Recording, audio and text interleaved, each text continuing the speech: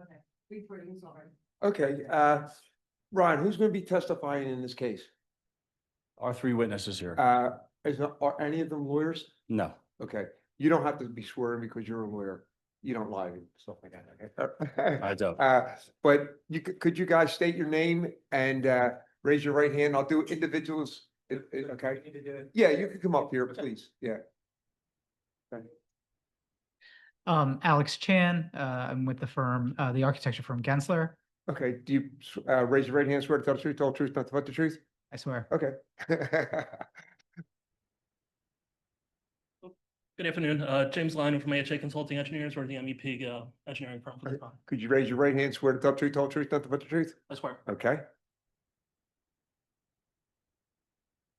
Steve Becker, University of Pennsylvania Facilities. Okay, could you please raise your right hand, swear to tell the whole truth, nothing but the truth? Yes. Okay. Excuse me, this is the reporter. Could I have the gentleman repeat his name? I didn't hear it clearly.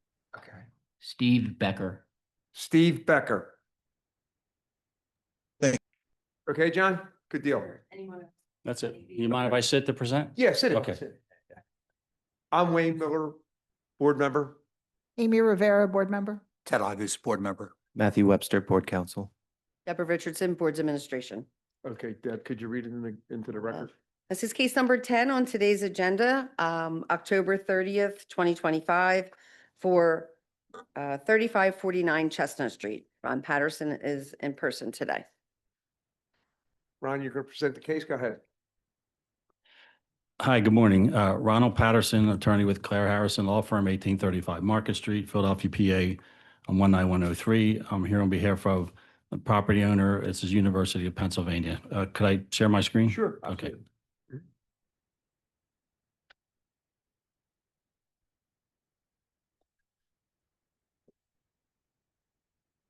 So this application regards 3549 Chestnut Street. It's a property, as I mentioned, owned by University of Pennsylvania. It's leased to and operated by Sheraton Hotel Flag. Under the lease, the university has obligations to upgrade the hotel regularly every several years. And in doing that, we've pulled building permits and plumbing permits. Walls were opened, items were rehabbed, et cetera. The issues today regard vertical sanitary cast iron sewage piping throughout the building.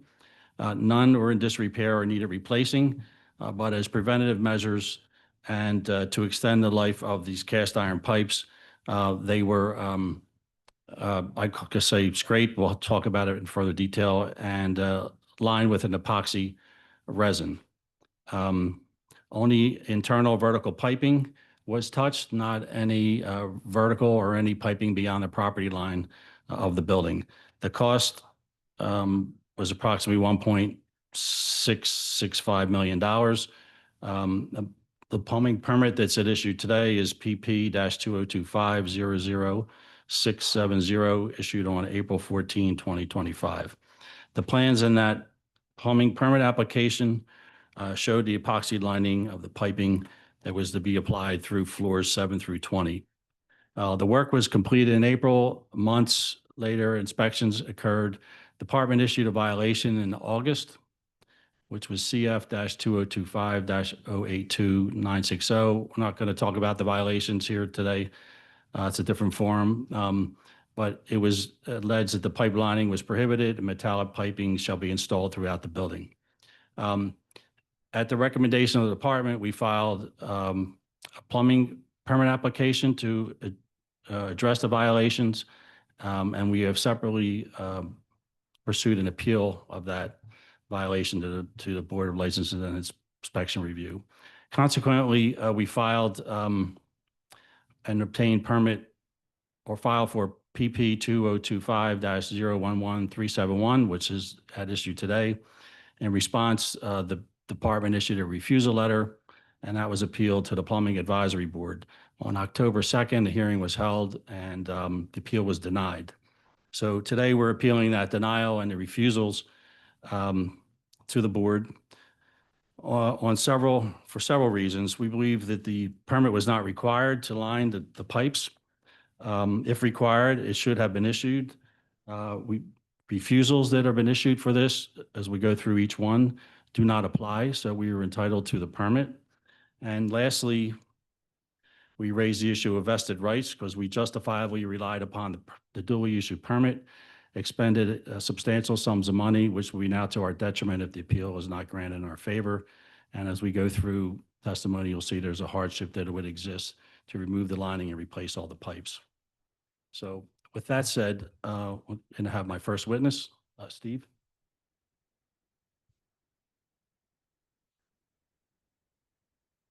Hi, Steve. Could you tell the board your name and address again? Sure. Steve Becker, University of Pennsylvania Facilities, 3101 Walnut Street. And you said the University of Pennsylvania. What's your job position there? My title is Director of Project Management. And how long have you been there? I've been with Penn a little over 20 years. Excuse You're me, this is familiar- the reporter. Could I ask the gentleman to move the microphone a little closer to his mouth? Thank you. Yeah, Sure. Do you thanks. have the microphone on? Is the? The green light's green on. Do light you hear on? this now? Okay, good. That's much better. Thank you. That's good. You got it? You're familiar with the issues that I just discussed? Yes. Mhm. Okay. And could you briefly describe what the underlying project is, why the renovations were undertaken and the relationship with the hotel? Sure. You kind of summarized some of it, but Penn has an agreement with the Sheraton, an operating agreement, and every so many years, the agreement requires Penn to update the guest rooms, amenity spaces, lobby, and that's a little over 300 rooms, so it's a significant investment. And so as part of this undertaking for this project, Penn also decided that, or felt that it's appropriate to also include some infrastructure work. Okay. So there's mechanical, electrical work that is part of the scope. And it was also thought appropriate at this time to do some preventive maintenance on a portion of that infrastructure, namely the sanitary sewer and storm sewer stacks, vertical stacks, with an epoxy coating to help preserve the pipes. That correlates to this investment for the brand standards. And the piping that you're referring to are cast iron pipes, Yes. and they were not replaced, they were lined? No, they didn't need to be replaced. Okay. And the cost of the lining, you have an estimate? It's roughly 1.6 million. Okay. And if you had to, and so you opened the walls, you saw the pipes, and you did the relining. If you had to remove the epoxy, which would be removing the pipes, what would that, do you have an estimated cost of that? In dollars Well, and yeah, in I don't terms know of that loss? I don't know if it's physically possible to Yeah. remove the epoxy, but Well- if you remove and replace the pipes, we're estimating around $3.2 million. Plus loss of operations and all that? That doesn't account for the operational impact as well as revenue loss. So you would classify that as a severe economic hardship? Yes. Okay. Any questions for Mr. Becker? Okay. I don't- good, good. Sorry. One question. Was there any work done with? I'm sorry, Mr. Agus, could you get closer to Sorry. the mic? Was there any lining of pipes done, performed, or any other work related below the 7th floor? No, Okay. it's all vertical. It's all vertical from the 7th to the 20th floor. Okay, thank you. I have a question. Oh, sure. Mr. Patterson, in your opening statement, you said that a permit was obtained to put an epoxy coated lining in the pipes. Is that true or not true? There was a permit that was obtained in the plans, as we'll talk about. There was a note saying that the pipes would be lined with epoxy. Thank you. Thank you. Jim.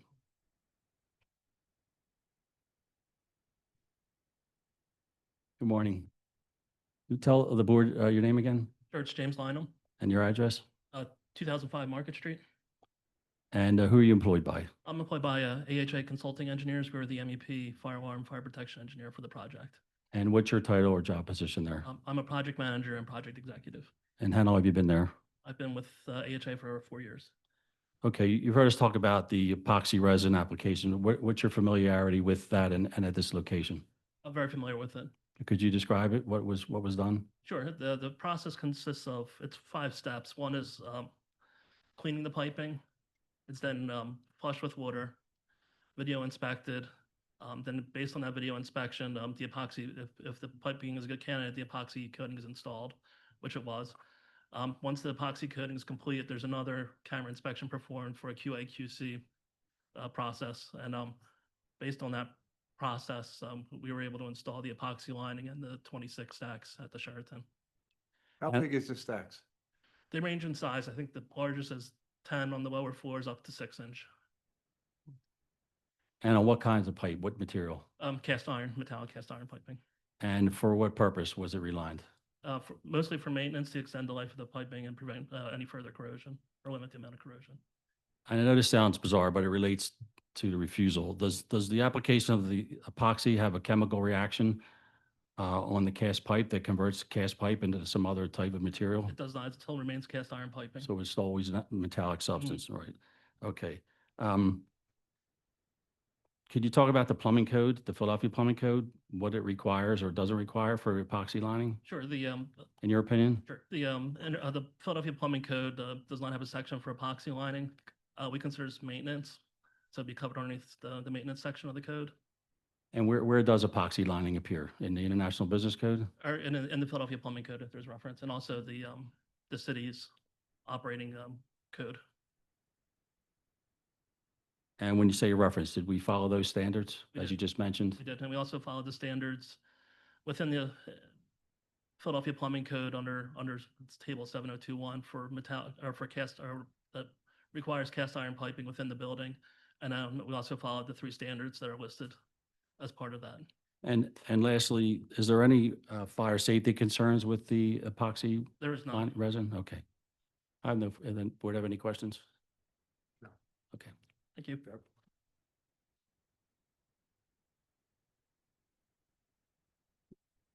Just give me a minute, I'm gonna pull a refusal up. You need anything off of this one?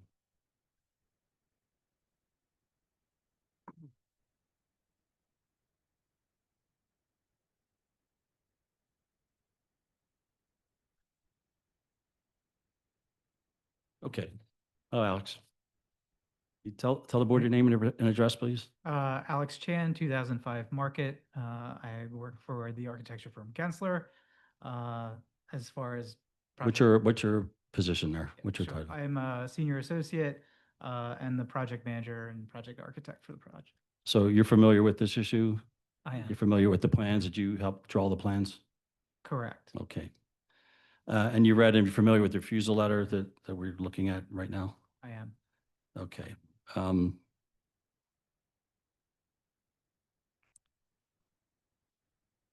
The plans that were submitted with the plumbing permit application, did they contain a reference to epoxy resin lining? They did.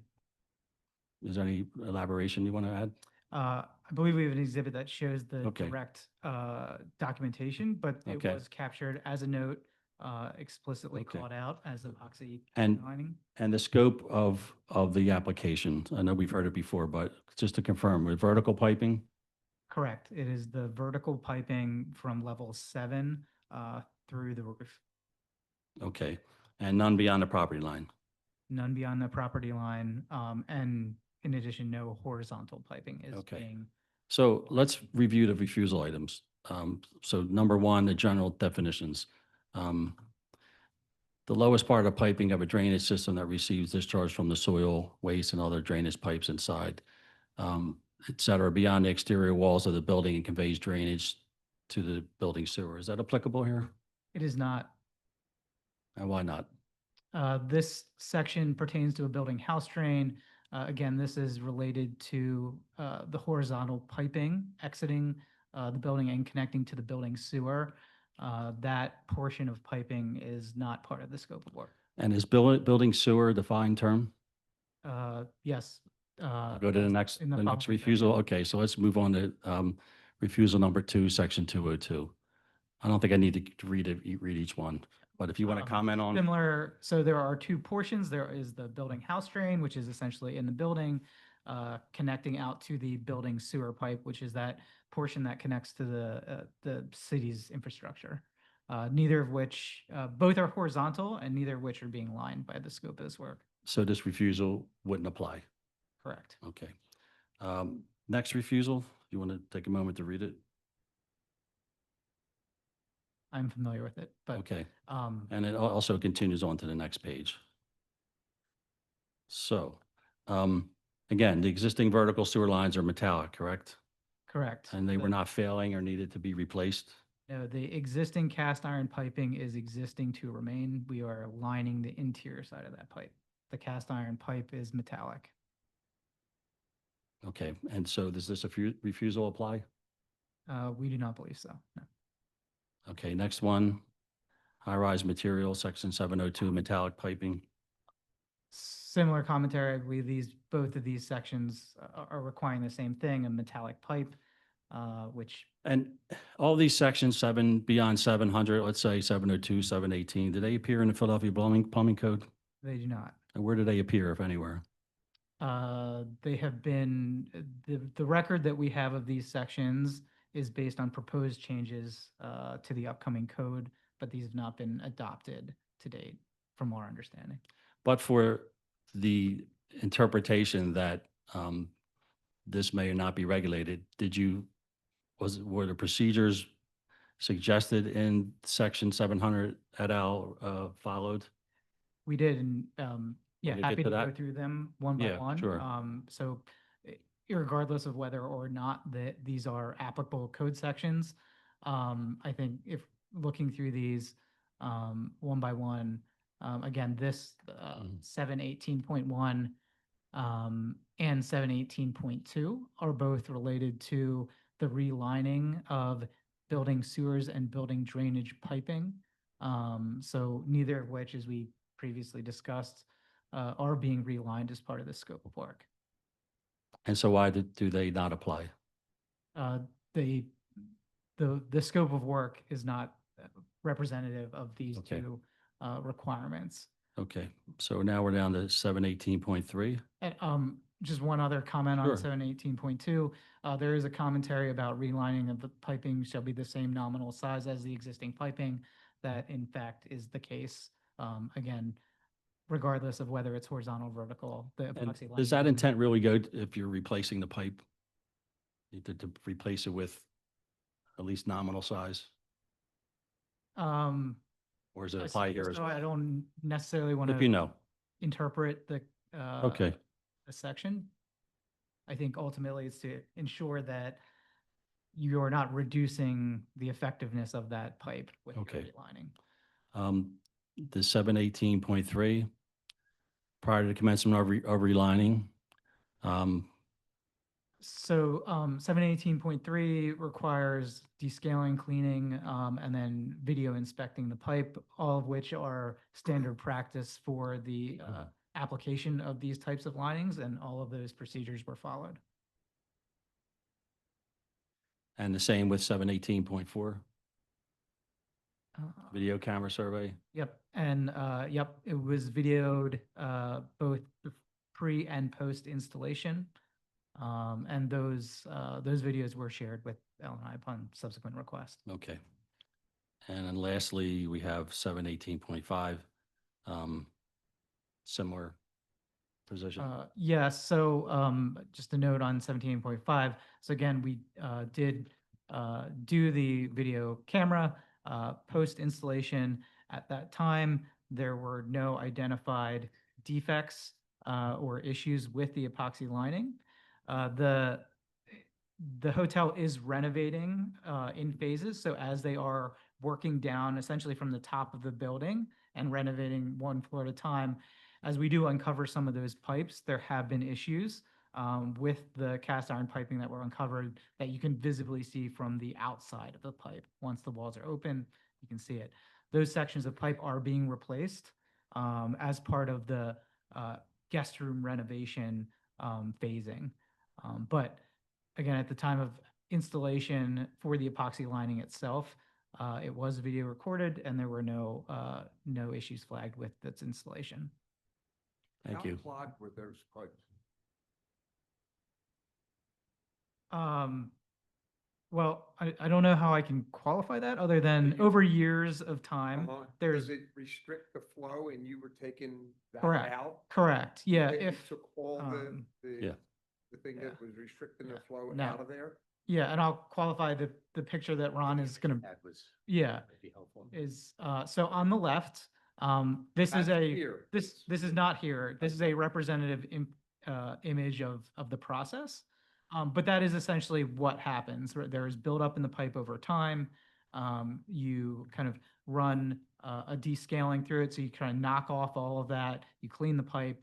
and then it's recoded back to, to the original walls, the interior walls of that piping. Is there a procedure with the amount of water that you spray in there to flush that system or the size of the piping? On this specific question, I may have to defer a little bit to Jim with AHA.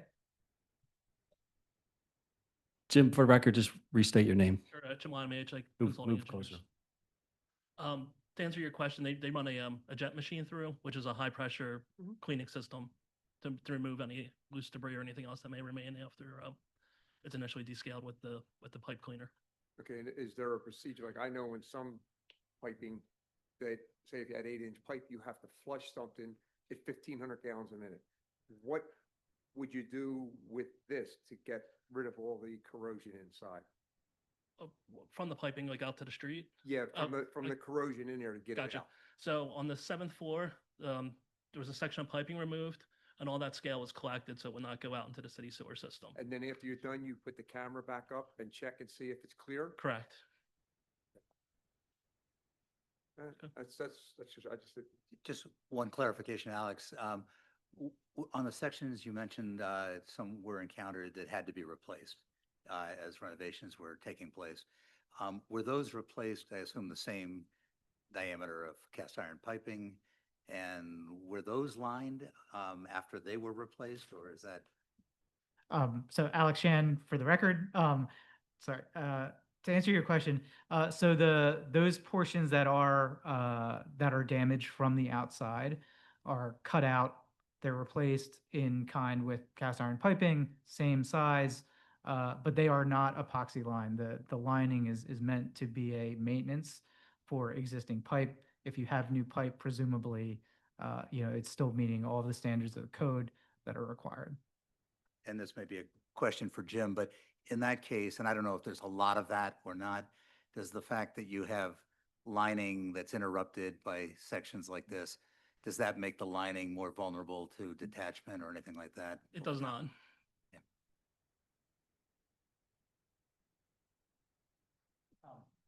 You have anything else to add before I sum it? Just to add, there is only one riser that this is happening, so I don't want to convey that this is happening on a large grand scale either throughout the building, but it is happening, so we wanted to acknowledge it. okay, is there any more work left to be done on these stacks? They're all completed? They are completed at this point in time, yes. How did you guys know? How did you know that you had to stop? Or, It was or you had to didn't think that the permit qualified it? How'd you get here? Well, the work was completed, correct? Work is completed. And then months later, there was an inspection? Correct. You want to elaborate from there? And maybe bring up that timeline, Ron. Yeah, just sure. Again, to clarify, because I think this is a little confusing as well for us. And let me walk through this, and Mr. Miller, if there's subsequent questions, please interrupt me. Yeah, But, sure. So in April 2025, a plumbing permit was issued for the entire renovation project at the Sheraton. And this entails kind of the full building renovation, everything that we're trying to do at this point in time.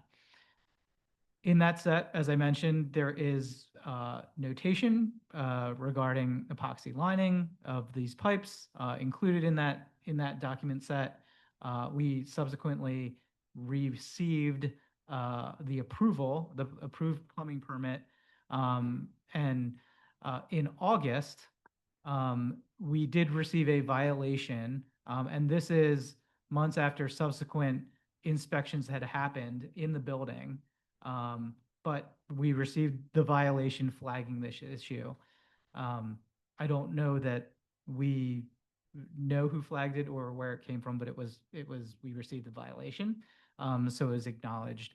And I believe at that point in time, we were directed by the department to submit a separate permit package that only included the epoxy lining, Plumbing permit. a plumbing permit. Yeah. So that is the permit that is in question today. But that the original April 25 set, we do have an approved plumbing permit for In that. August of 25, was all the stacks finished? Yes. They were all finished in August of 25?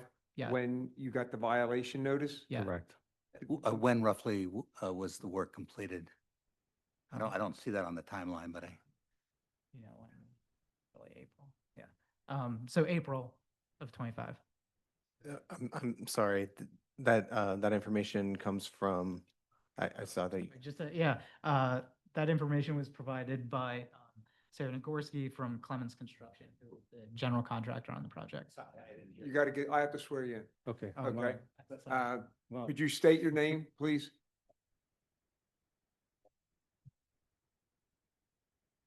Sarah Nagorski, Clemens Construction. Okay. I'm sorry, this is the reporter. Could you please Hold on. repeat that? Sarah Nagorski, Clemens Construction. Got it, John? N as in Nancy, ICGORSKI.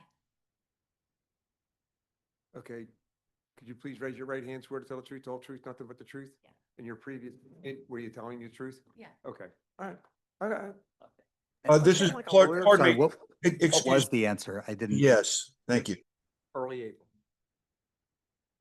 So April, May, June, July, August, that's when you got the notice, but the piping was finished in April? Or- Correct. Or finished, okay, So that part of the renovation was. Yeah. okay, uh-huh. Yeah, mhm. So that part of the renovation is vertical. So when we started going into the guest rooms, that was all horizontal. And as we were renovating the guest rooms horizontally, at that time when we received that violation, we had floors 15 through 20 inspected and walls closed back in. So at the 14th floor, we were told we could no longer close in walls in the bathrooms. Why? That was the direction we received from our Central West inspectors because of the Is that violation Mount received. Sinai? Central West Yeah. Inspectors on it? Yeah, Okay, and were they concerned about that? they didn't want us to close in the walls to conceal the vertical sanitary stacks. Why, did you have to cut into them? No, okay. they felt that because of the open violation, we were concealing work that wasn't in compliance.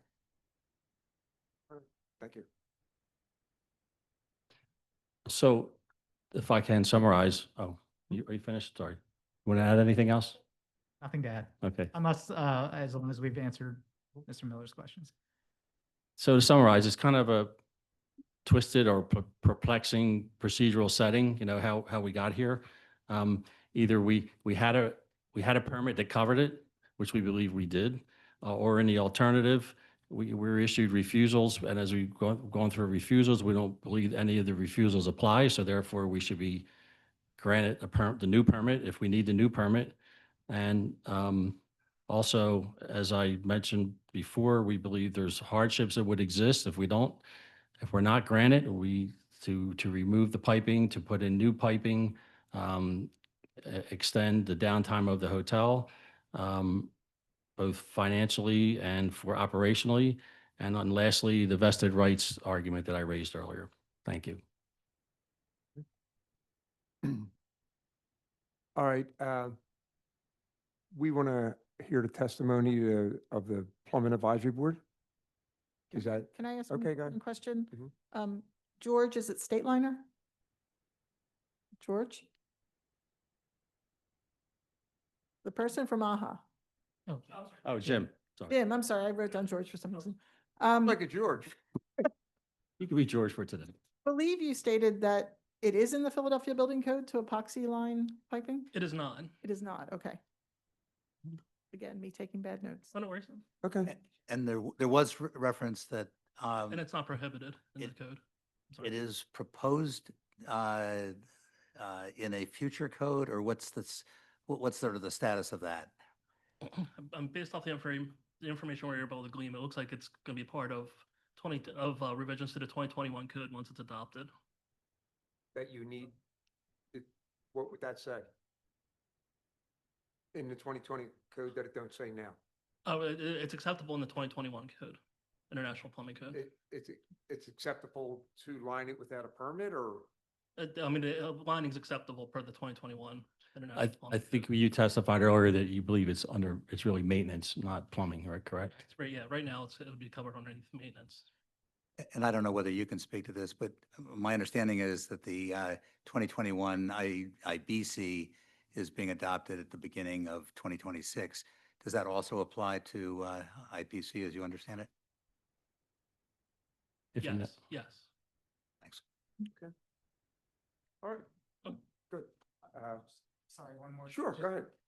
Ted, to answer, to elaborate just a little bit on your question, again, I just want to reiterate, the changes that were cited, that section 718 is all related to horizontal piping. Again, building sewer, building drain, which is all horizontal at the bottom of the building or connecting out to the street. Again, the scope of work here is vertical piping from 7 up. So what you mean is that lining would be allowed in the 2021 code for horizontal piping, but it's silent as far as vertical piping? I'm stating that in our mind, it is not prohibited in any code right now for the vertical piping, whether IBC 2018 or 2021. It's our understanding that it is not explicitly prohibited. And again, the piping itself meets all of the requirements of metallic piping, the cast iron standards that are outlined in table P 702.1 of the code. So our understanding is that, again, we are meeting the requirements of code.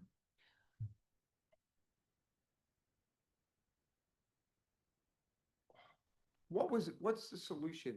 Do you have a solution to this problem?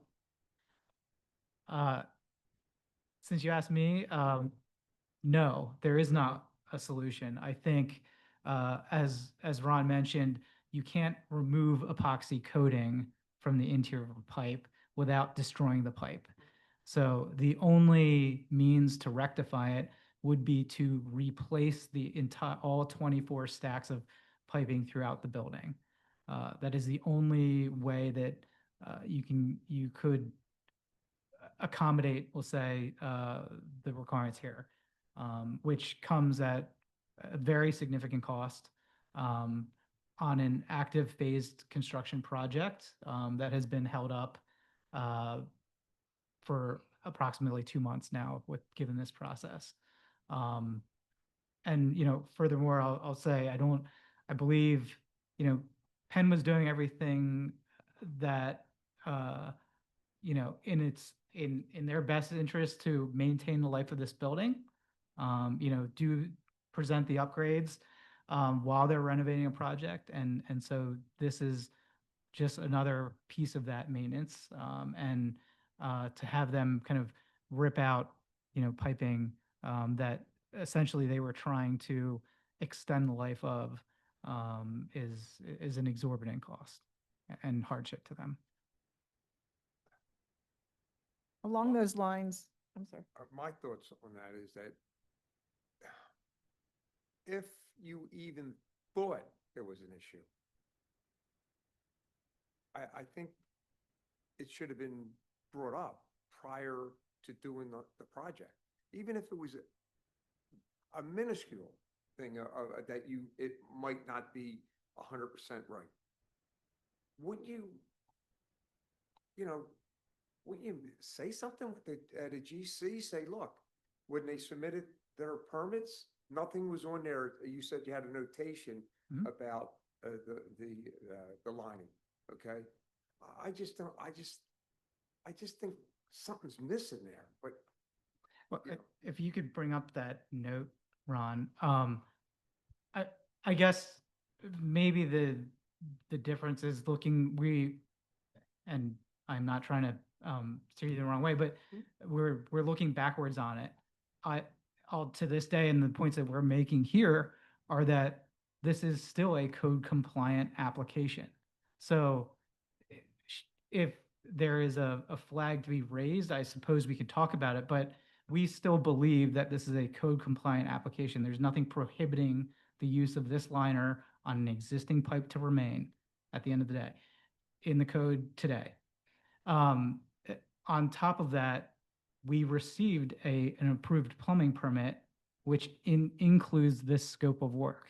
So on top of that, even if we are wrong about it, there are subsequent procedural items that LNI has reviewed and approved this that we are relying on, that this is again, code compliant installation. What particular page do you want me Oh, I'm sorry. This is the view- construction sheet. Presentation Oh, packet. okay. Yeah. While you're looking for that, and I don't know if you can answer this, Alex, do we know of any potential harm this can do?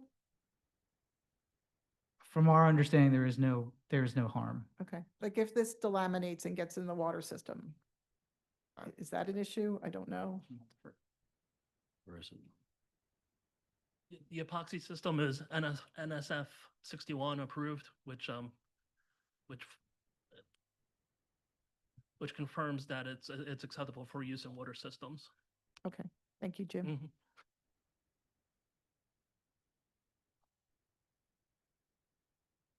Yeah, so again, just to follow up with what I was saying, this is the sheet note that's included on multiple drawings that were submitted as part of the plumbing permit.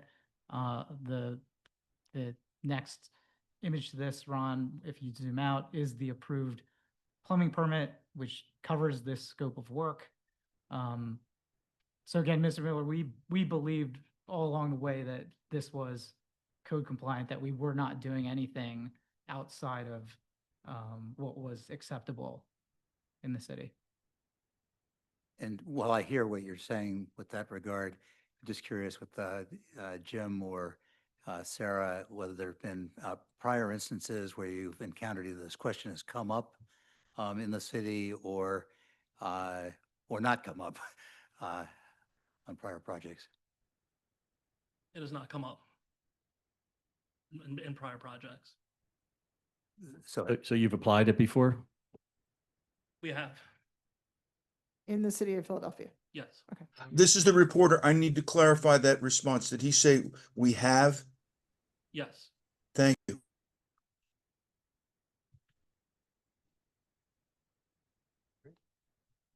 Any more questions? Okay. All right.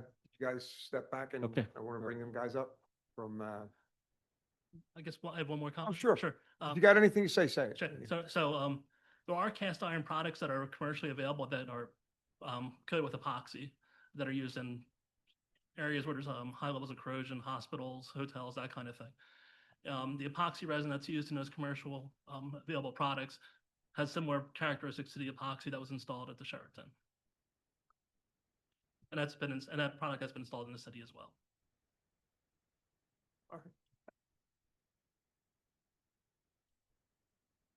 All right, I'd like to bring up the Plumbing Authority and also, are you with LNI? Yes, I am. Okay, you guys sit down.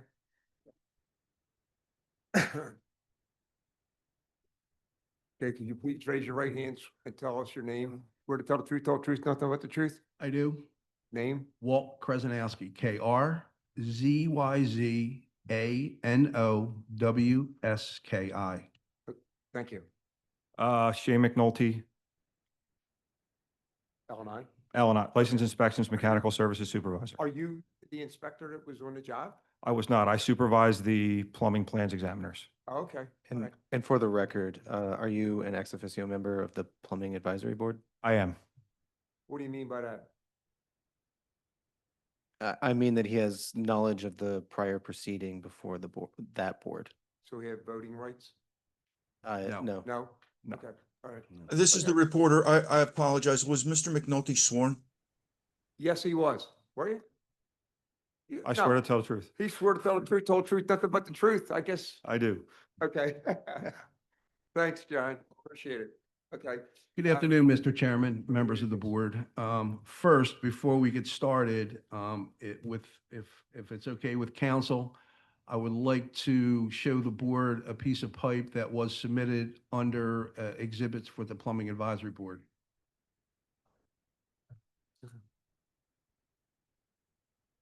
So there's an objection that needs to be ruled on to the submission of this evidence that was submitted to the Plumbing Advisory Board.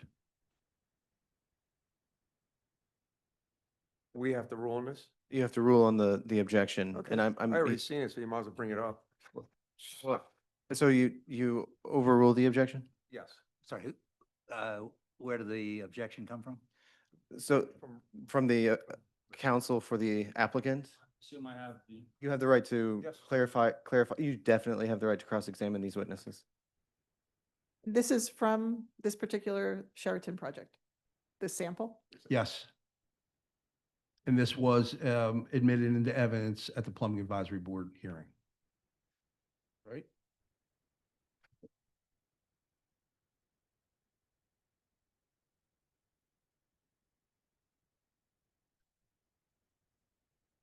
Is that the lining? Okay.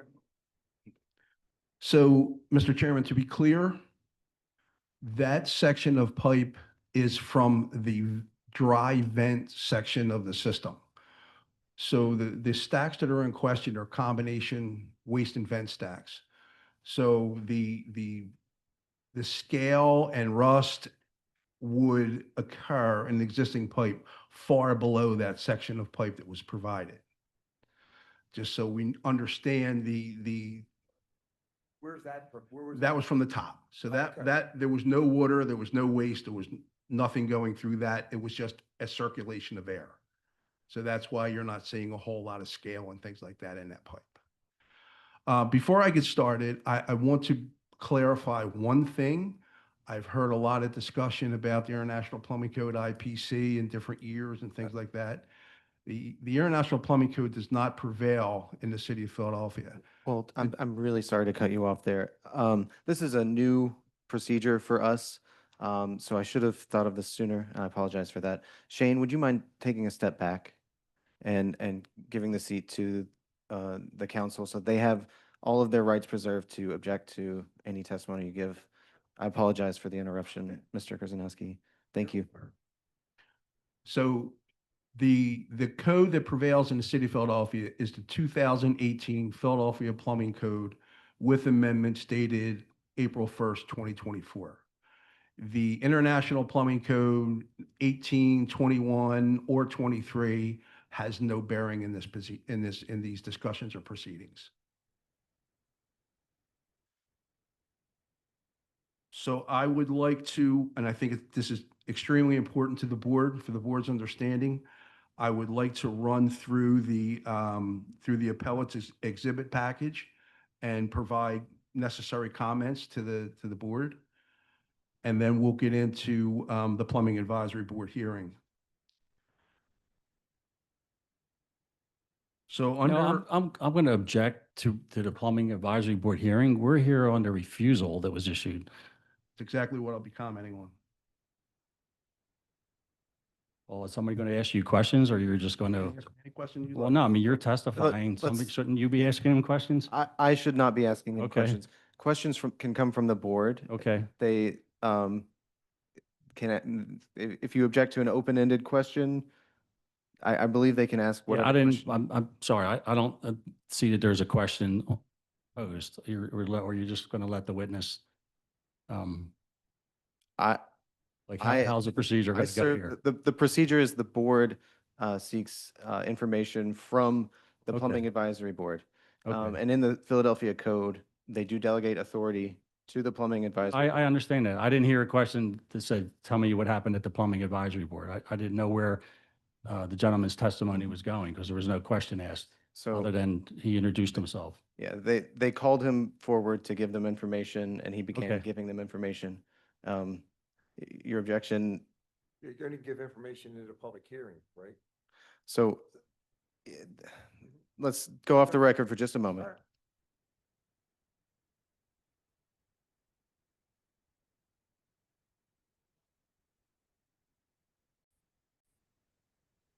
Mr. Chairman, ladies and gentlemen of the board, what I want to run through today is the appellate's exhibits that they submitted to you for this particular appeal. So under appellate's exhibit 1, was the existing plumbing permit that was previously mentioned by the appellates. And that's permit number PP 2025-000670. I need to point out, under that plumbing permit, that on the plumbing permit as approved scope of work or approved equipment and fixtures, it does not list the epoxy lining.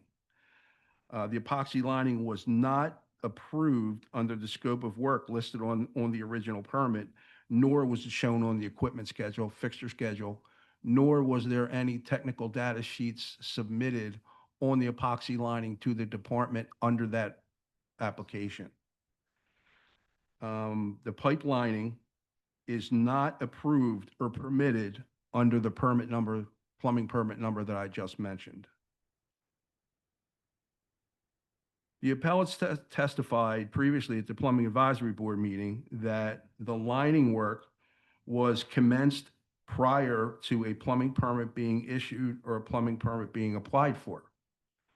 The timestamps on the videos that was submitted to the department indicates that this work was facilitated sometime in 2024, well before any permits were applied for or issued for this particular project. It was established at the PAB hearing that, in fact, the work that for the lining is defined as an alteration to the plumbing system. Therefore, an alteration to the plumbing system under Code Section P103 does require a plumbing permit from the department. The appellate also testified at the PAB hearing that the lining was not performed by licensed plumbers, which also is indicated under Code Section P103 General, that work, alterations to the plumbing system, requires to be facilitated by a person licensed by the department and the city of Philadelphia, either master, journeyman, or apprentice. Under Appellate's Exhibit 3, they talk about the violation. I think council advised that the notice of violation does not apply in this. I would object. proceeding. This is not a violation hearing. Exactly. Noted that this not Does, apply. does the board wish to rule on the objection? Uh, Would you like to caucus for a recommendation? yeah, they'll caucus for a recommendation.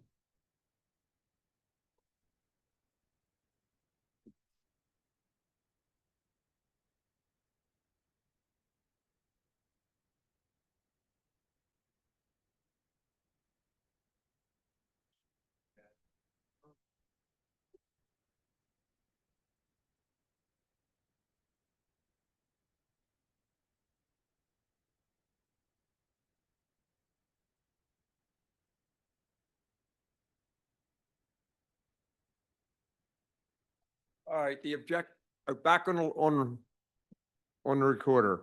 The ruling was sustained. Thank you, Mr. Chairman. I'm sorry, the objection was sustained. Go ahead, Walt. Thank you, Mr. Chairman. Under Appellate's Exhibit number 5, the plumbing permit refusal that council went through line by line with this board is not applicable. It is not the correct correct permit refusal. That refusal was rescinded and reissued by the department. I believe that Board's administration sent this board the correct permit refusal. Is it a one-page? Yes. refusal? Okay, we have it. Yes. So the permit refusal submitted under Exhibit number 5 does not apply.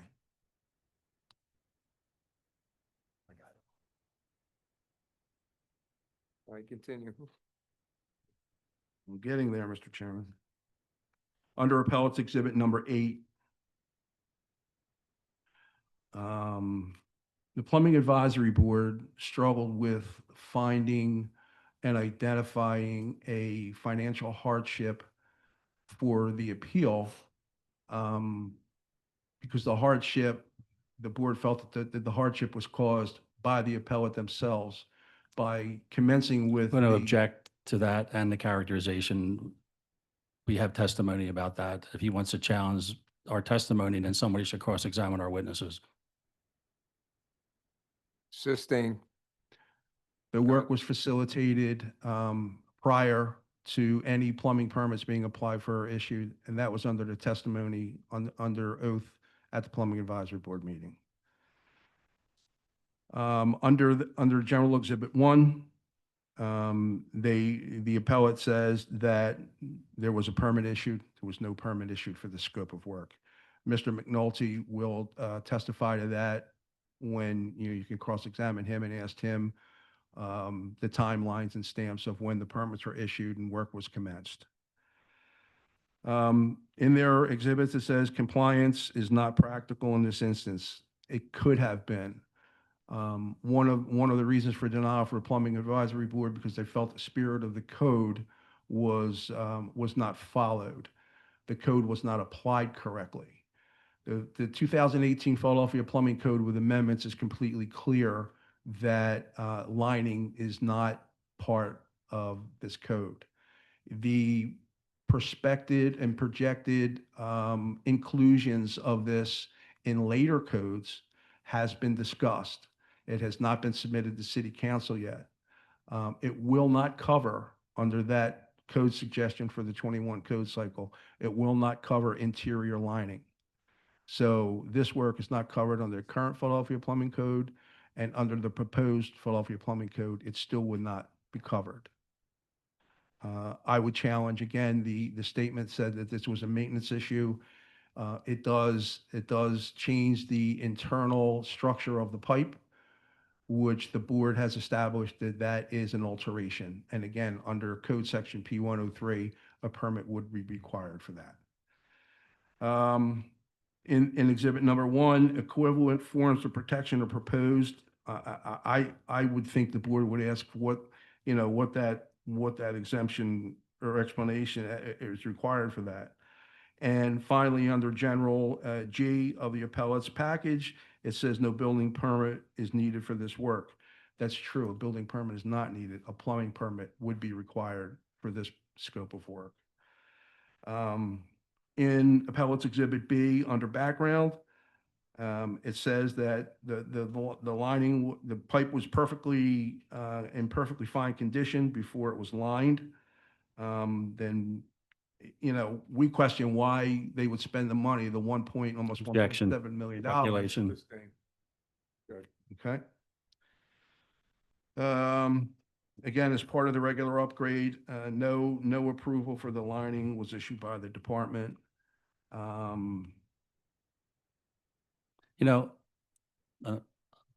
really felt that he's challenging out my witnesses' statements. If that was the case, then I think our witnesses should have been cross-examined. But I get what's going on, so I'll It ask, could be I'll ask cross-examined. the gentleman when he's finished. That's all. Sure. Okay. There's no adverse party to cross-examine your witnesses, sir. You're the lawyer for the board, right? Proceeding, may I proceed, Mr. Chairman? I will not go through every comment then on the appellate's exhibits, only to say that everywhere in exhibit number 8 where they mention the lining and the procedures, I have a note here that it's not permitted by code. And that is the extent of the explanation that I have on the appellate's exhibits.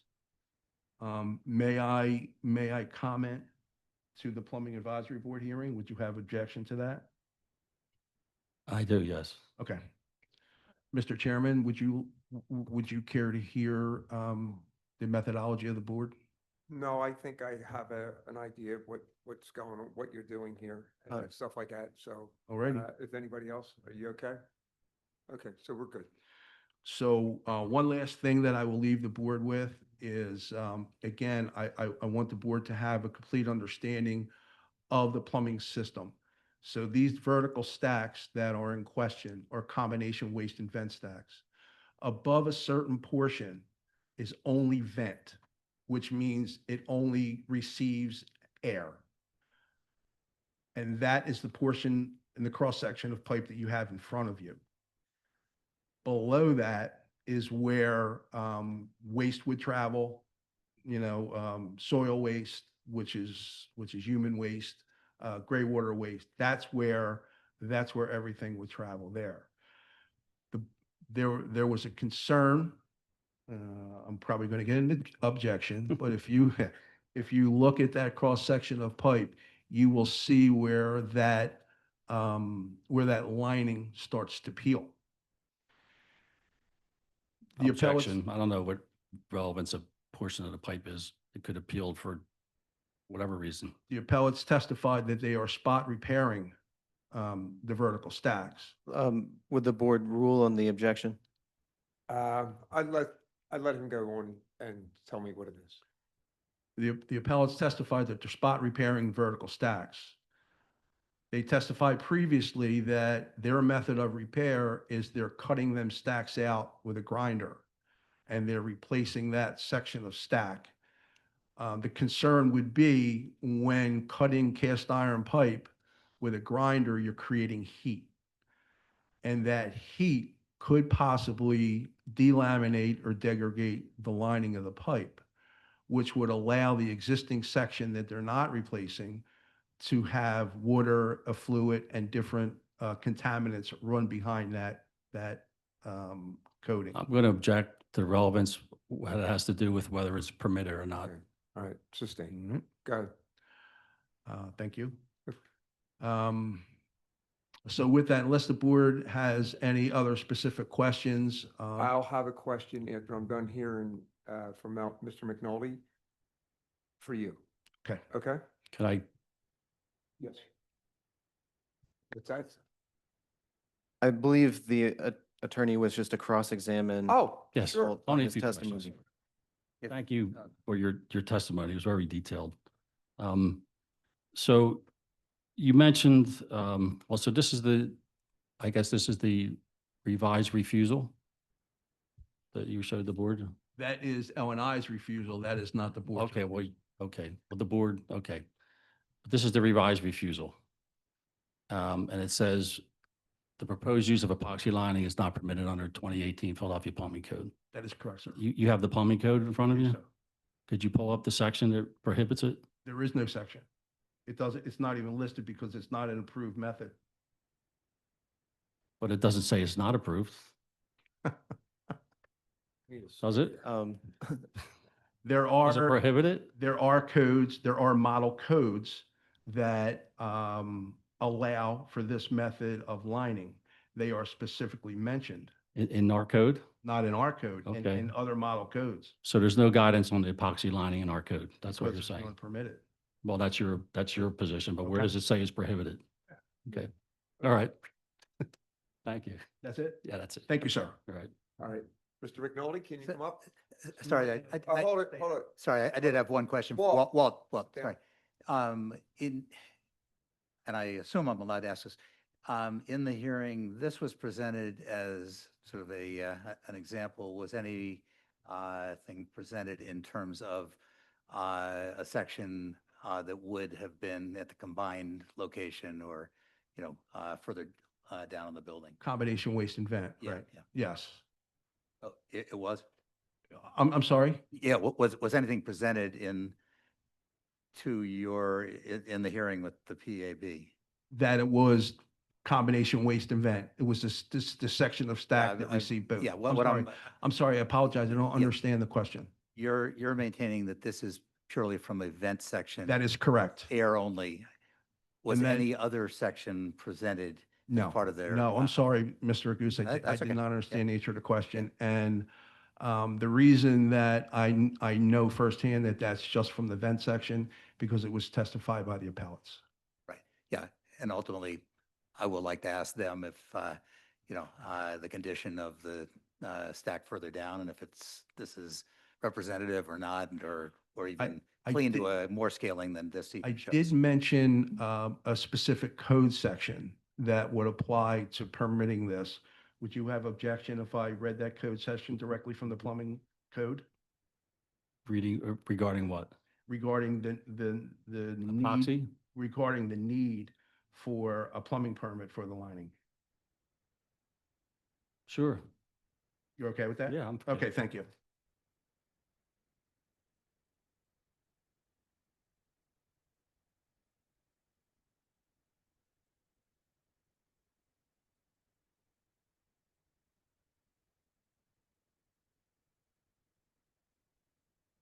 I'm reading from the 2018 Philadelphia Plumbing Code with amendments.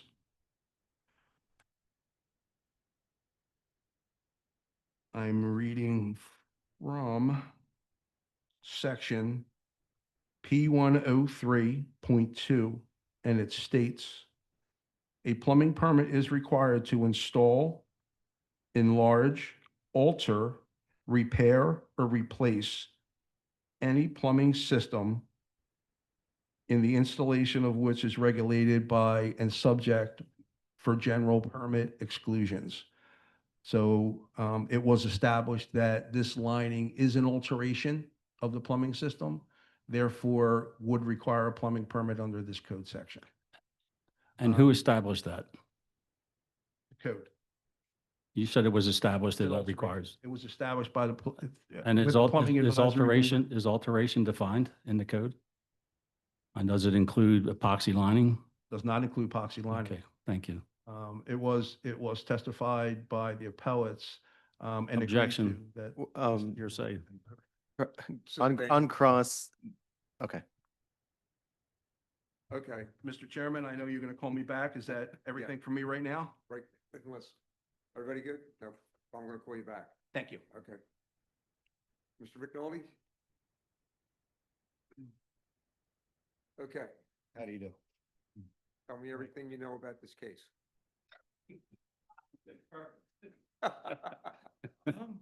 In 5 minutes. Well, it was very, very comprehensive. Yes.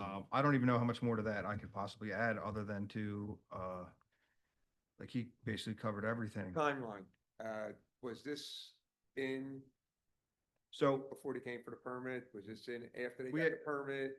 well, we had, what had essentially happened on L&I's end is that we had the original application come in for review on 1/16.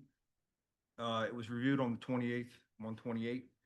It came in for additional info on 4/3, and that review was approved and issued on 4/14, right? So from the time they applied, got kicked back, re-reviewed, and issued was approximately 4 months.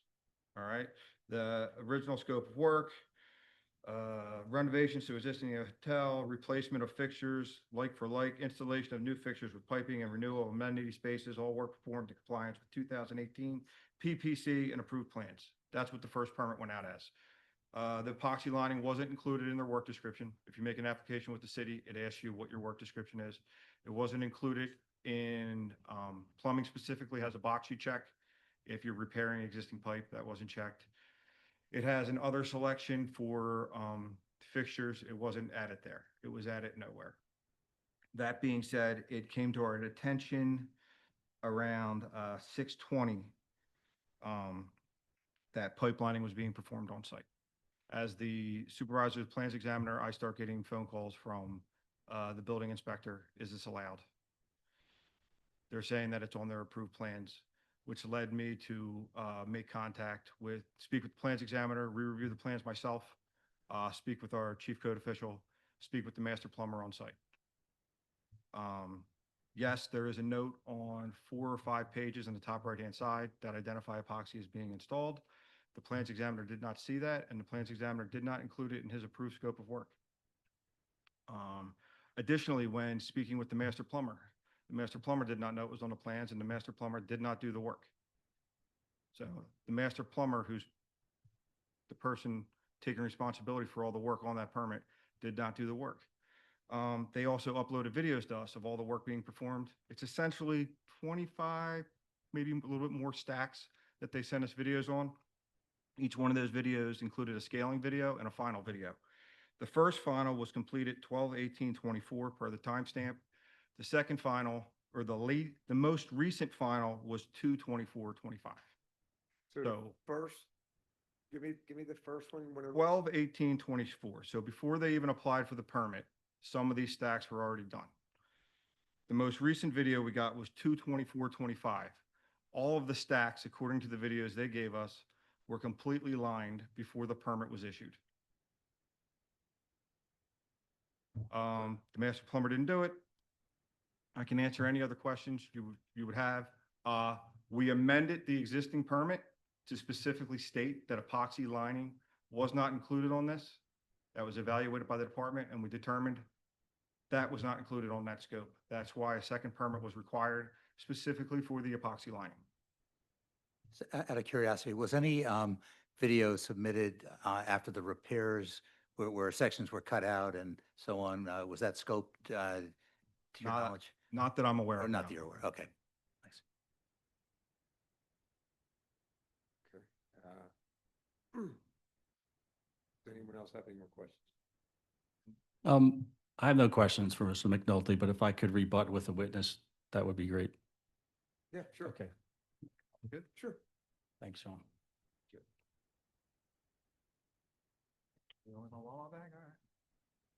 It costs 39 cents. Sarah Nagorski with Clemens again. I just wanted to clarify. Okay, I just want to set up. So you've heard the testimony of Mr. McNulty? Yes. And is something you want to clarify or state?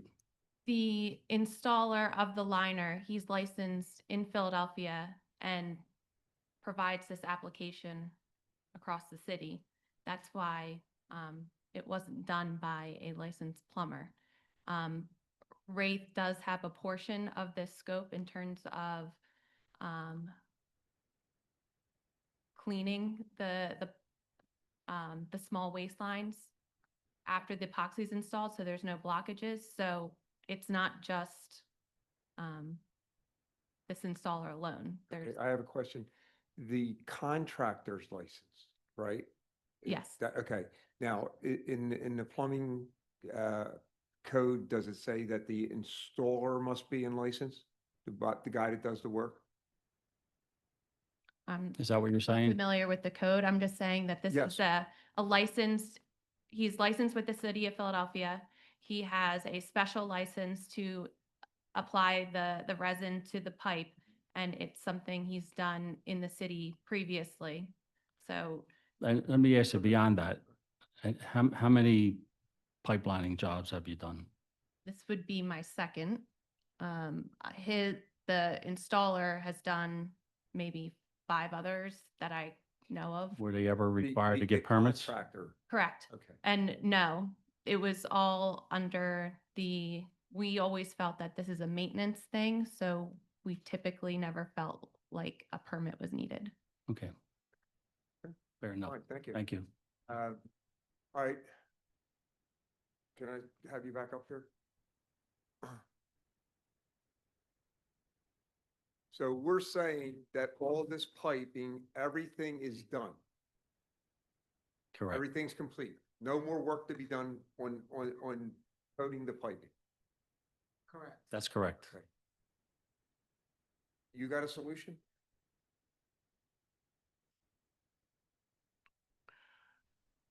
Not armed with the knowledge now that everything has been completed.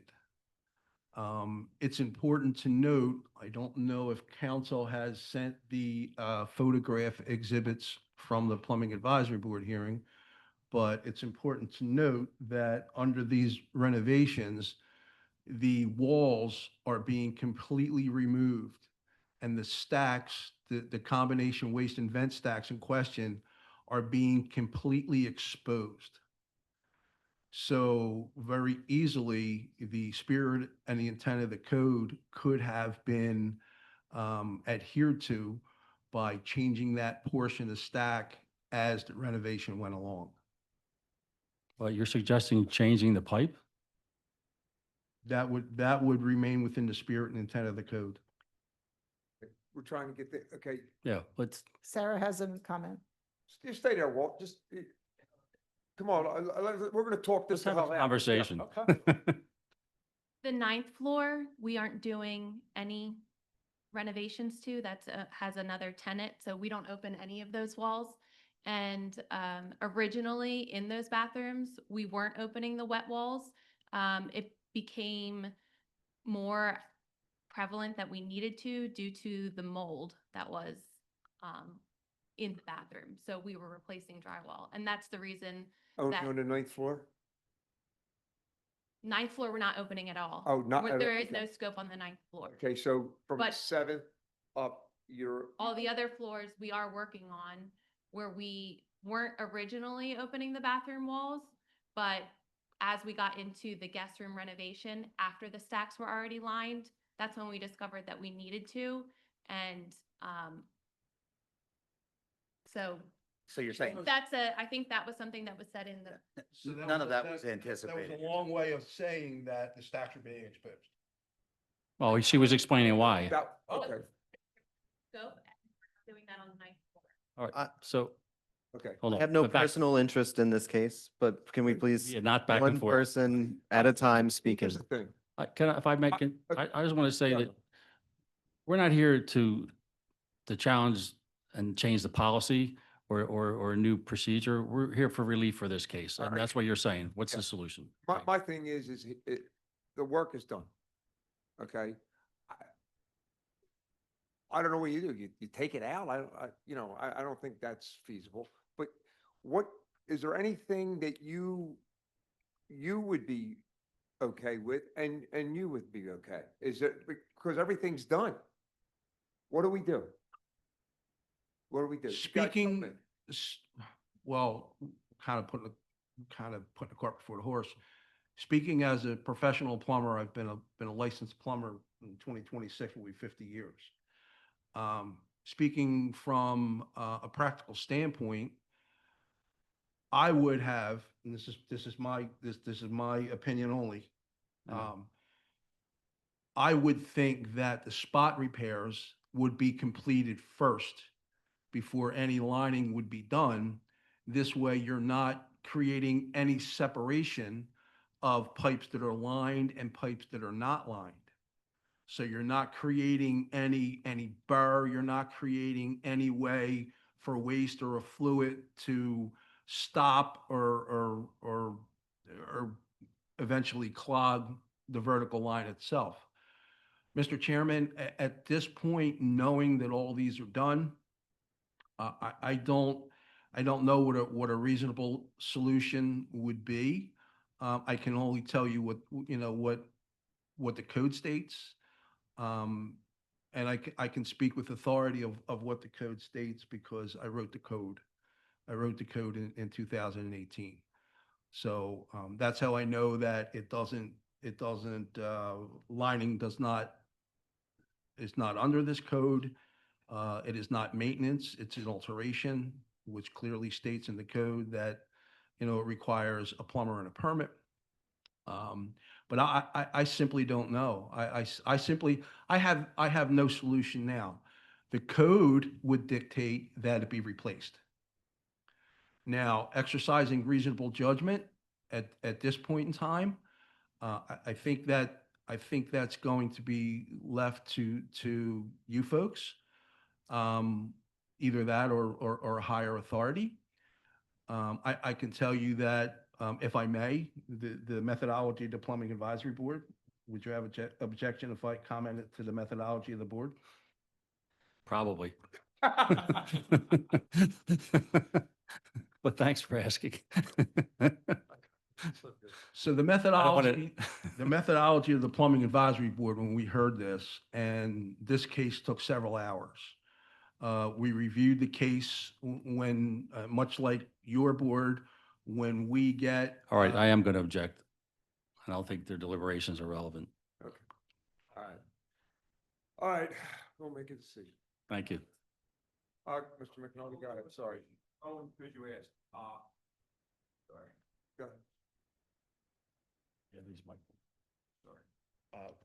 So it is a plumbing permit, so it has to be issued to a master plumber. So whatever master plumber is going on the permit now is taking ownership of all of this work. You're telling me that even though the company's licensed, they have to have a master plumber pull the permit? Yes, it's plumbing work. You need to be a licensed master. It needs to be installed by, All right, who's the master plumber? Okay. You, He hasn't testified, okay. but he's here. He raised his hand. He can talk. Yeah. I would just hate to see us go through all this and then just, a master plumber still has to be on that permit before the permit goes out. That master plumber, I know this material has a lifespan, it has a warranty, like, it has to go to a master plumber. That master plumber is taking ownership of all of this. It's his permit. So just to get ahead of a potential future headache. Mr. Chair, may I request, Sorry, just to what you're saying there, I had a question. So with the installer being licensed to install this, what's the intent of the city in granting their license? Or is it a more general license? This is just one of the many things they do. He is perhaps licensed with that company or licensed and passed certifications to install that material. That is not the same as being a licensed master plumber. The city. No, I understand that, but. Right, so Okay. specific license in a material doesn't mean you can do the work, right? So in Philadelphia, we have several specific licenses to trades. Just because you're cleared to install specific material. So I just want to make sure a master plumber has to go on the permit. The master plumber is taking ownership of all of the work. Going forward on the project, if any more of it has to be done, it has to be done by the master plumber. If any repairs to it have to be done throughout the project, it's getting done by a master plumber. Like, that's how this works. The contractor who's licensed as a contractor can't come back out on the site and do any work there. They're not licensed to do it. Right. So just, that was all I wanted to stress, Okay, because fine. I didn't want it to come back on my desk and then all of a sudden, I understand. still can't, I Mhm. can't do anything with it. Okay, All right? That's okay, fine. Thank you. all right.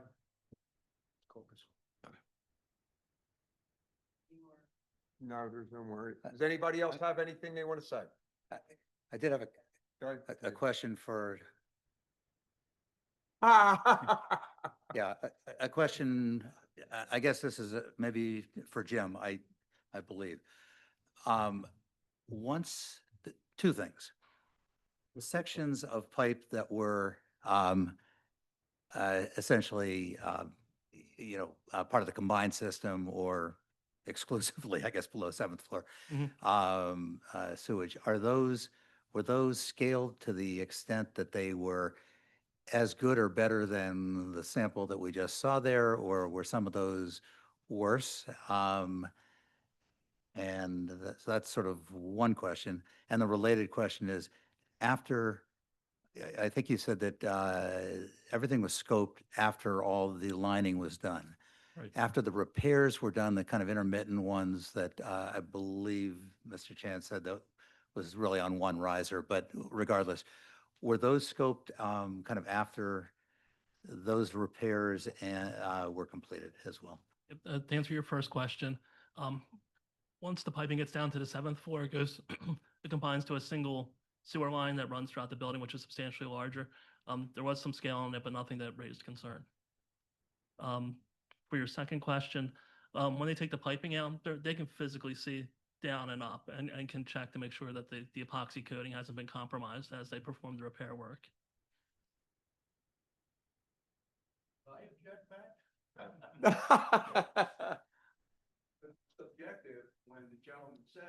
if you're going to testify, though, the board should call you and you should come before the microphone. come on up.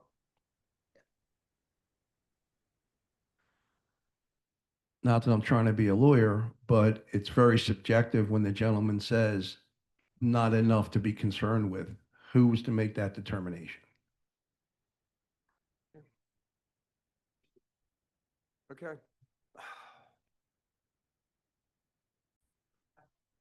Oh, we're back Back on the record, John. Okay.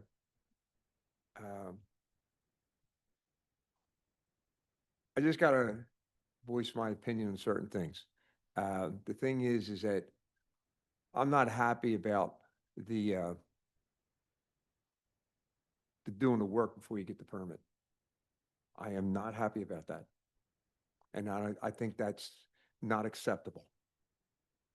And I still want to find out if you are a master plumber and you need to be a master plumber to pull the permit, which this gentleman is the master plumber, does every person working on that stack have to be a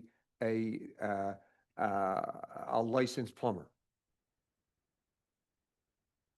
Is this a question you're posing to I'm an asking, individual? whoever wants to answer it, Walt, the guy from LA, Ron, anybody, I want somebody to answer me that. Mr. Chairman, I could clarify that, and then Mr. Magnolia wants to expand. Walt Krasinowski, under the Philadelphia Plumbing Code, the Philadelphia Administrative Code, and the Philadelphia Code. Believe it or not, there's a code that's the Philadelphia Code.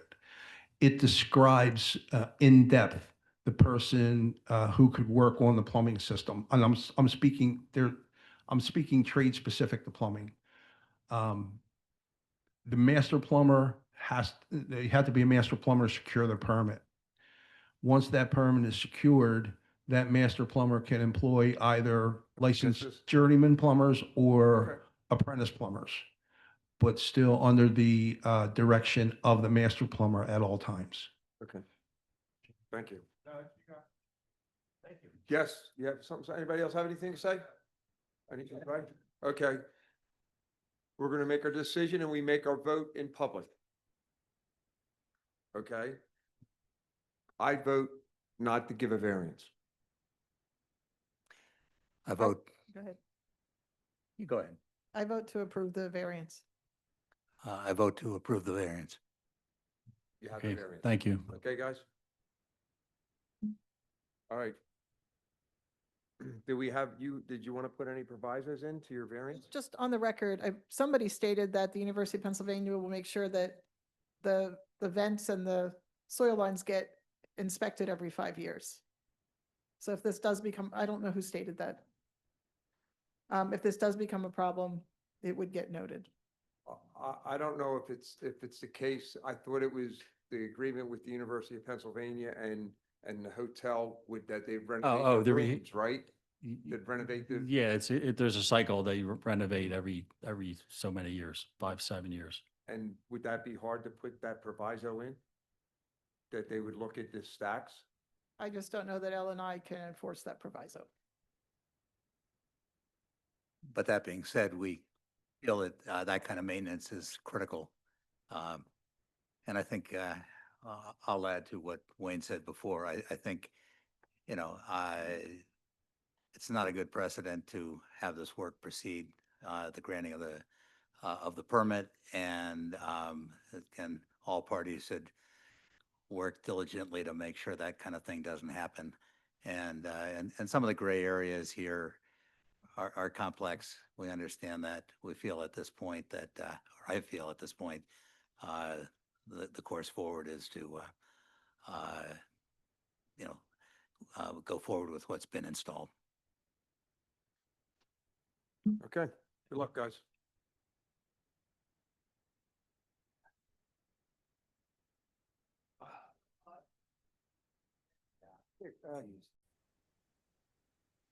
Thank you. Hi, good afternoon. This is October 30th Board of Building Standards meeting. I am Amy Rivera. Pradeep Parak, board member. Ted August, board member. Matthew Webster, Board Counsel. Deborah Richardson, Boards Administration. I apologize for starting late. We had a long case ahead of this. Our first case is for 2621 East Lehigh Avenue. Is the applicant here? I'm here. I'm not going to try to pronounce your name. It's difficult. I go by James. James, okay. I need to swear you in. Can you raise your right hand and swear to tell the truth, the whole truth, and nothing but the truth? I do. Thank you. Debbie, can you read this into the record? This is case number 1 on today's agenda, MI 2025-005567 for 2621 East Lehigh Avenue.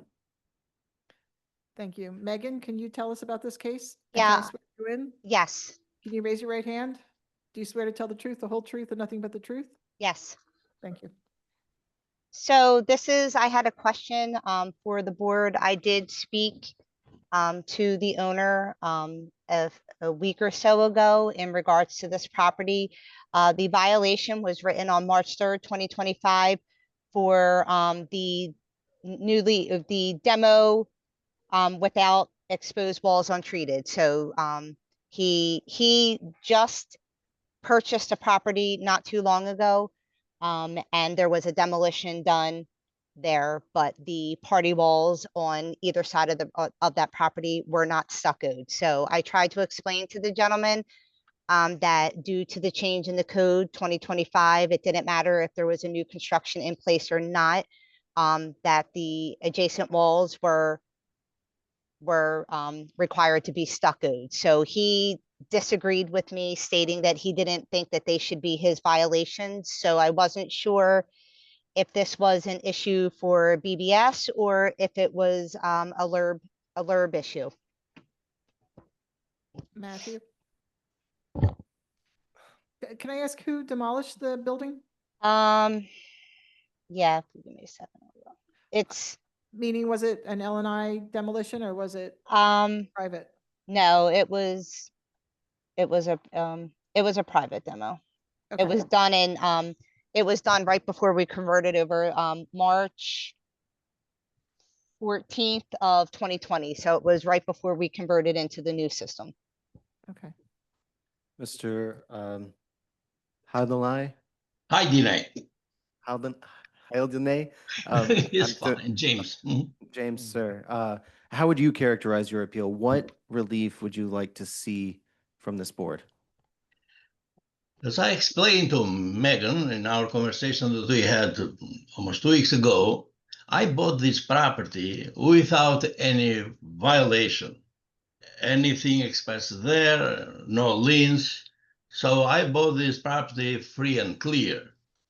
So whatever violation that now you are discovering, Elle and I, is not in reality a violation that happened during my time. Sir, it sounds like this is an appeal for the Board of License and Inspection Review. If you don't believe that your property should have violations on it, you should go to that board and we'll be happy to transfer you there administratively. This board only hears appeals for variances and extensions of time on existing violations. Do you understand? I hear you, but I didn't understand it because when I called initially about this violation, they told me We to do have go a through. full list today. We'll help you in what ways we can to get your appeal transferred. However, this board cannot hear your appeal.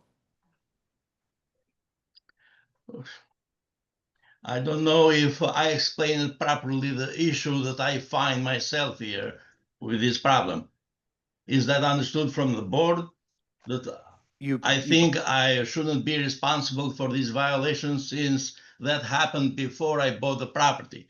That is Right. a question for the Board of License and Inspection Review. You still are saying, okay, what is the direction that I can go then? So Because I really went to them and I spoke to them and I explained to them the situation, and my thinking and opinion was that a responsible part should be the owner, the previous owner that did the demolishing, or the contractor that did it, including the L&I inspector that didn't inspect the property and deemed it corrected or whatever. I understand, sir. We will transfer your appeal. And then And you will what receive happens a from new there? hearing date. You'll get a new letter with a new hearing date with the Board of L&I Review. Okay, that is the case. What I can say, I stayed here for 1 and some 15 minutes waiting. Okay, Thank you, sir. Have a All nice day. Thank you. Thank you, James. okay, bye. All right, our next case is 3554 Emerald Street. From what I understand, that has been withdrawn. Go ahead. Yes. So case number 2 on today's agenda, MI 2025-005569 for 3554 Emerald Street. I received an email from Brian Slow withdrawing his appeal for today. Sorry to interrupt. I'm leaving the meeting, huh? Yes. Or should I wait? No, you can leave. You can leave. Thank you. Thank you. Okay. Goodbye. Goodbye.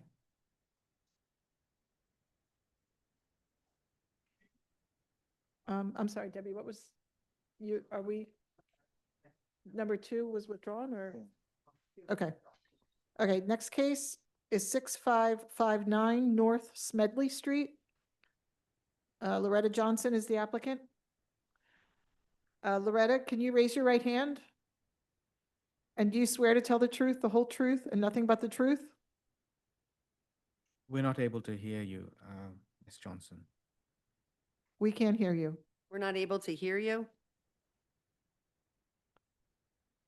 You would have to unmute. She's not muted. Oh, Oh, yeah. she is muted. No, she's not muted.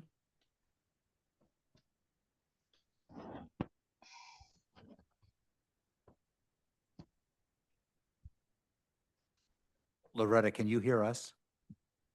Yeah, she raised the right hand, so we can't hear her.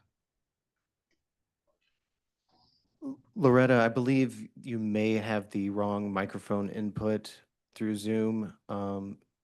As you're troubleshooting, we're going to move on to the next case. However, we will come back to your case as soon as you're able to be heard here.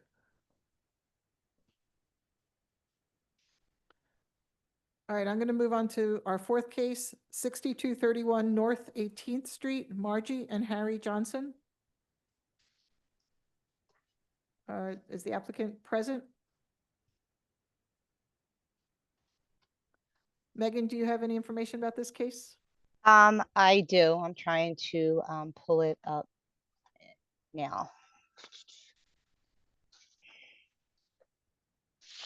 So we wrote an unsafe case on this property in April of 22. They did not file for a Board of Building Standards appeal until September of 25. The department is asking for a permit to be under review in 30 days.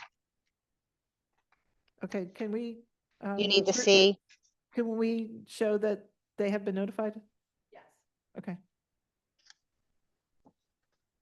You might have to dismiss if they're not. Service was sent to Margie Johnson, a Board of Notice of Hearing to Margie Johnson, 6231 North 18th Street, Philadelphia, PA 19141. There was also a notice sent to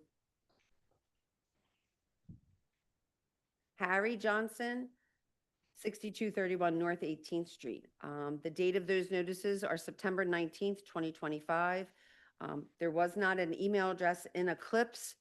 I did find a phone number and I tried to call yesterday and the phone number said not in service anymore. Okay, Matthew, because they have failed to appear. It has generally been our practice to dismiss for failure to appear. Okay, then And- we will dismiss for failure and to appear. We do vote on And dismissal. I agree with that. I agree. I agree.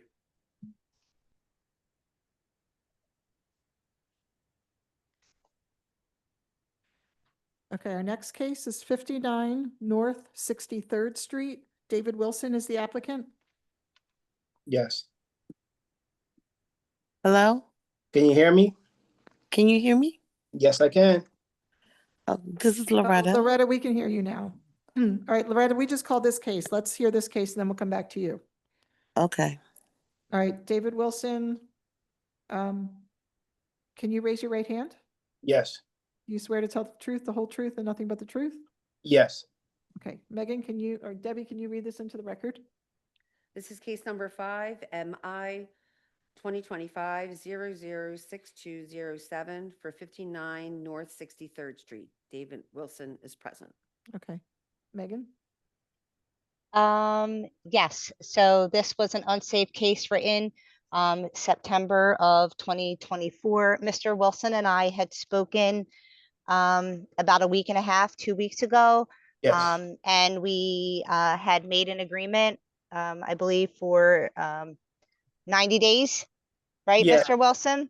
Yes, but can I like to change the agreements possible because of the holidays that comes within the 90 days? Can I extend it to 120 days as possible? If And it was for the engineer's report, right? And a made Yeah. safe permit? Yes, correct. Yes, ma'am. All right. You haven't done, Yeah, I would be okay with 120 days for an engineer's report and a make safe permit under review. All right, thank you. Okay? Yes. Okay, that's moot for our board. Okay, we're gonna go back to 6559 North Smedley Street with Loretta Johnson. Loretta, are you Yes. there? I'm here. All right, I've already sworn you in. Yes. Debbie, can you read this again into the record? Sure. This is case number 3, MI 2025-005509 for 6559 North Smedley Street. Okay. Loretta Johnson is in the room. Megan, can you tell us what you have? Sure. We have an issued permit on this. So, okay. right, there's really no action for the board. Okay, thank you. Ms. Johnson, do you have anything to add to that? I just need time to get the work done. So I've had part of the work has been completed. Well, all of the work has been completed, but I have some problems with the contractor. Okay, Oh, you're aware that the permit has been issued and you need to proceed under that permit to get the work. she has all the work done. Oh, she's work, okay. So I do see a request for an inspection for, I believe, October 27th of this month. Or I'm sorry, November 5th of 2025. So I do, right, that's the only thing I will say is once the permit is issued, you really have 30 days from the date that the permit is issued to start work. And once it starts working, once you start work, it needs to be continuous work, provided you keep in touch with your area inspector to let them know if there's any issues that are arising. So you just have to make sure that you complete the work. Okay, so, but I'm having a problem with the contractor. So I just need to talk to the. Keep your area inspector in the loop of what is going on, okay? Okay. Mm-hmm. All right, thank you, Thank you. Ms. Johnson. Okay. All right, our next case is 7727 Fayette Street. Paulette Hackney is the applicant.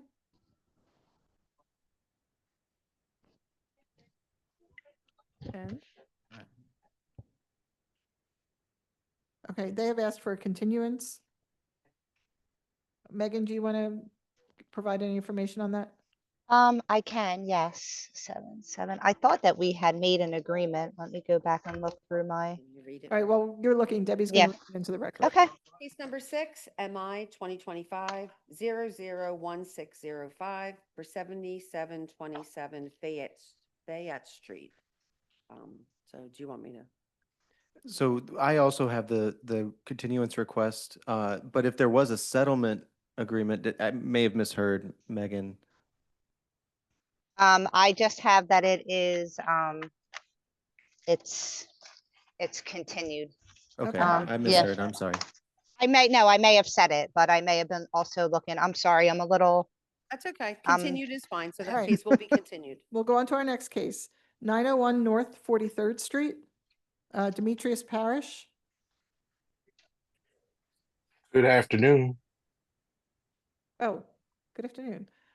Can you put your camera on? 1 second.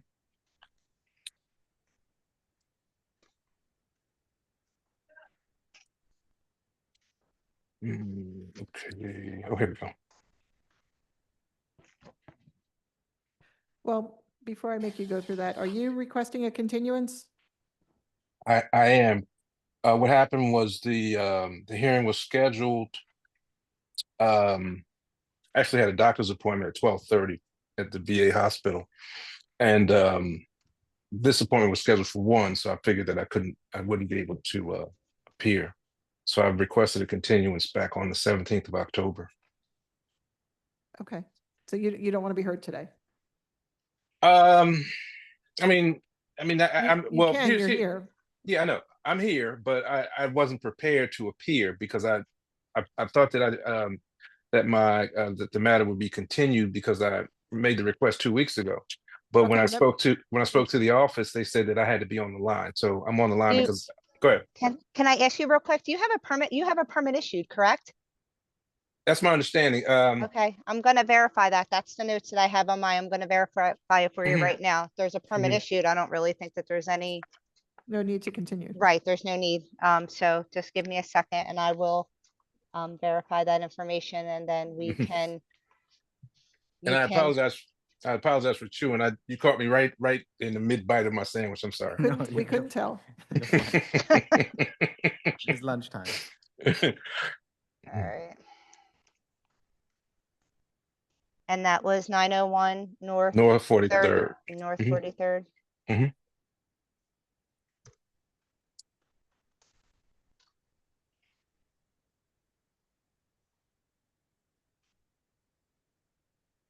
Yes, there is a permit issued on July 28th.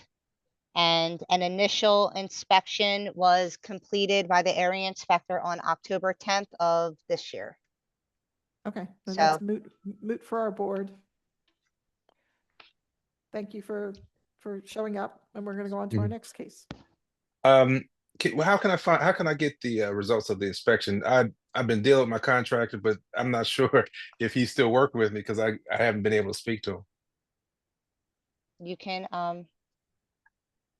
he didn't have approved plans on site at the time that the area inspector went. So you need to make sure that the permit is posted at the property and that plans are on site at all times while work is being done. Okay. Okay, I appreciate it. Thank you. not a problem. Have a great day. You Thank too. you. Bye-bye. Our next case is 3031 to 49 North 21st Street. This is an imminently dangerous. That has since changed. The property has been downgraded to unsafe and there is an agreement and a withdrawal on this case. Okay, Can I read it into the record? Yes, please. Thank you. Case number 8, MI 2025-006440 for 3031 through 49 North 21st Street. okay, thank you. It's withdrawn for us, so it's moot. All right, our next case is 2547 South Third Street. Lawrence Mester is the applicant. Okay.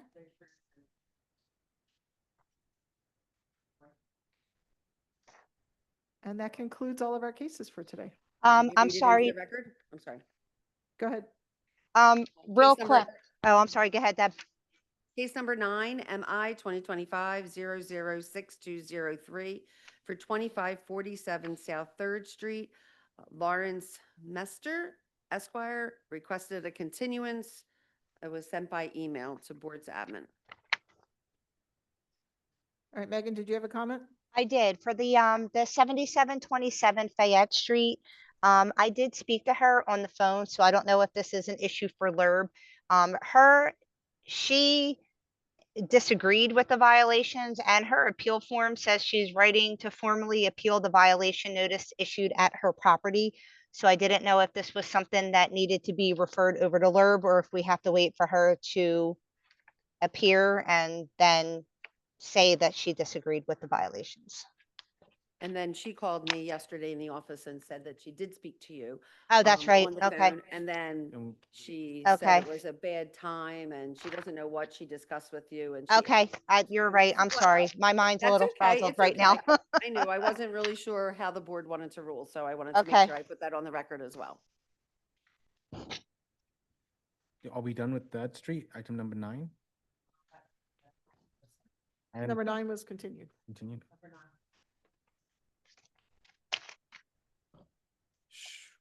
Let's just, Street, so you're saying maybe we don't want to continue it? We want to transfer it to L&I review? Speak to her, she said that she was having some family issues.